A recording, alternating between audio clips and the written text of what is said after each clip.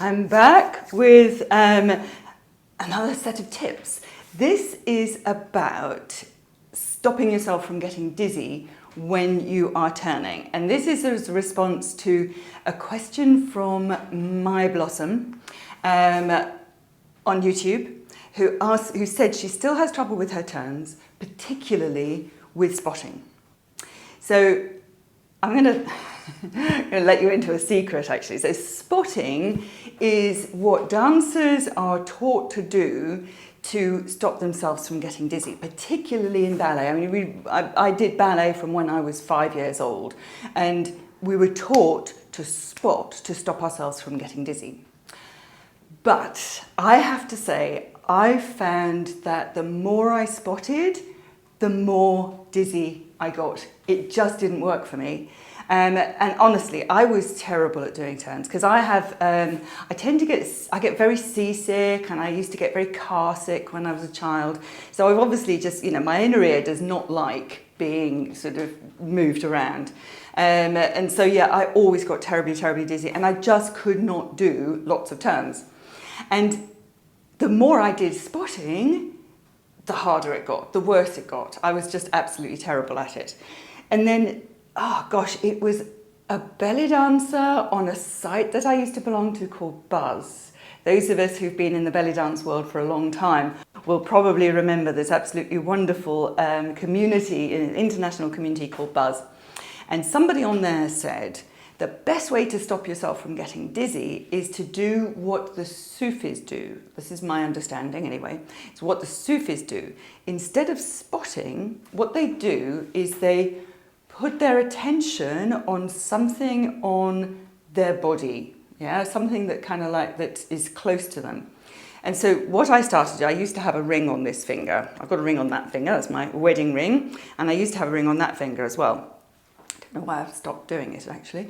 But what I used to do, if I was turning to the right, I would look at this ring here, and I would just keep looking at that. And if you do that, what it does is it makes this be in focus, and everything else goes out of focus as it's spinning around you, And if I go the other way, I would look at my wedding ring and turn around, And that really sorted it out for me.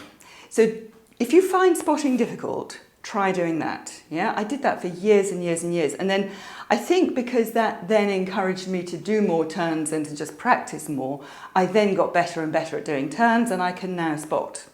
So spotting, if I just quickly go over spotting, the idea of spotting, and a lot of people will find this is very good, and certainly it's meant to make you, stop you from getting dizzy. If I do this into the mirror, basically what you do is you look in the direction of travel. So I'm looking to here, and I'm looking, and I keep looking. So in fact, I'll do it to you. It's probably even better. So I look here, and I keep looking. As I turn round, I carry on looking at you, and then at the last minute, I whip my head round, and then I whip my head round. So that's the idea of spotting, But I used to find that the action of whipping my head round would make me dizzy. So that was when I discovered this thing where I basically look. Now, the other thing I would say is we all have a different amount of tolerance for turning. So some of us can easily turn loads and loads of times. And as I say, I suffer from seasickness and car sickness and all that sort of stuff. So I know that my tolerance is quite low. So therefore, I don't do too many. And the other trick is to turn yourself back the other way. So when I'm working with a veil, if I just grab a veil now, so when I'm turning with a veil, I'll turn one way, and then I'll turn back round the other way. And then I'll turn one way and the other way. And I can go on forever doing that, pretty much, because the action of turning in one direction and then the other direction unwinds you, and it sort of sorts out I think it's the fluid in the inner ear that makes us dizzy. It's sort of moving around. So by sort of going one way and then the other, it stops you from getting dizzy. The other thing that you can do, if you get dizzy, you can't do this in the middle of a performance, mind you, but if you're in class and you've been doing too many turns and you're feeling really sick, the thing to do is just jump up and down like that.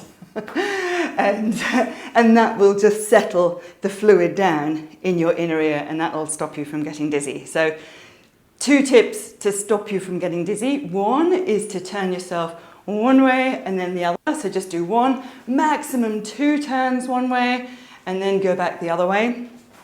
And then the other thing is to, if you really have got yourself dizzy, is to just do that.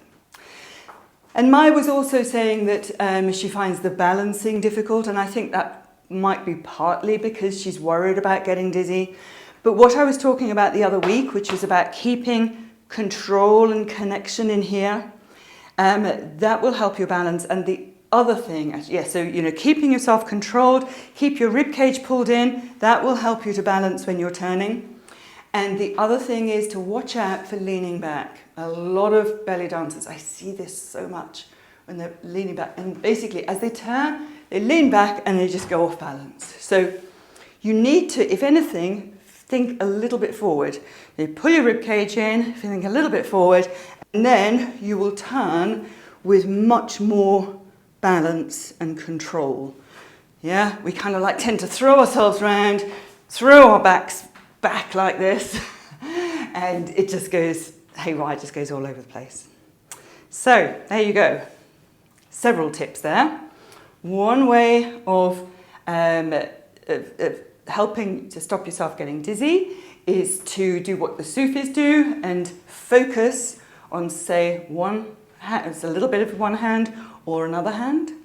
The other way is to do what the ballet dancers do and spot, so look and look, turn yourself one way, then the other way, jump up and down to clear any really bad dizziness, and keep yourself nice and controlled in here. Don't lean back, and then your turns should be awesome.